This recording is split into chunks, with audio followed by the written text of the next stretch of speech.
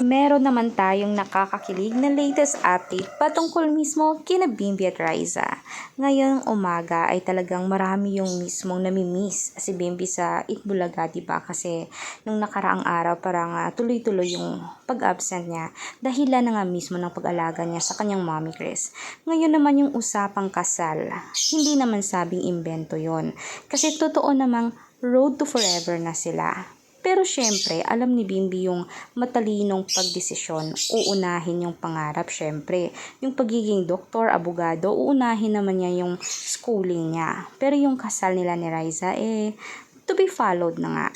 At yun, doon na kinilig mismo ang mga fans kasi may hudyat. Talaga naman kasi mas magaling o mas maganda yung pundasyon kung mismong mga magulang din ng bawat isa ay nag-a-agree.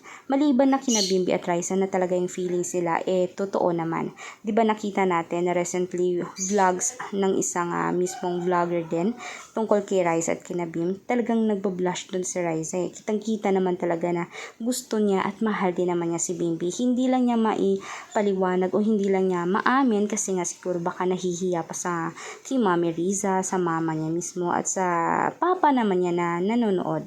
Kaya naman talaga nagkaroon na ng chance na boom, yun, sumiklab na nga yung maybe. Talaga naman, minsan nagkakaiwasan kasi nga, yung tense siguro, yung talagang totoong feelings na talaga yung naglalaro ngayon Hindi na yung love team lang. Yung mga surprises talaga, ang bubongga.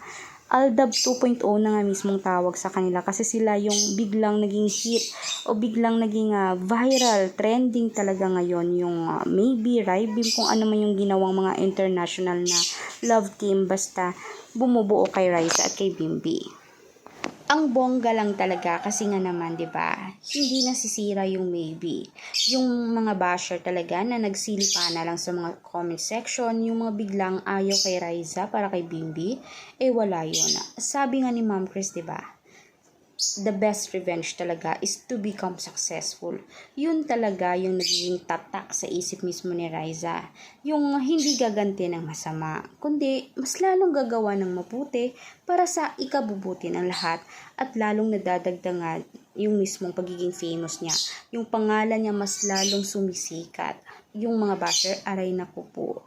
Wala naman silang maipagmamalaki tulad din naman ni na Bimby. Alam naman natin yung si Bimby, maliban sa mapera, lingid doon, talagang napaka-gentleman. Yun talaga yung pinakagusto ng mga matatanda, ng mga lolo't lola, kung kaya't kinikilig sila dahil siguro ay relate sila nung una na si Bimby ay tila parang makasang-una ba? Tila parang makaluma na talagang very gentle na boy. Napaka-generous pa. Halos lahat talaga ng mga good characters na kay Bimby na. Agree ba kayo doon? At sa mga nagtapos ng ating video, kakapanood kahapon, ito na magsha-shoutout na tayo. Shoutout mismo kay Ma'am Violeta Espino, maybe forever siya. Oh, wow.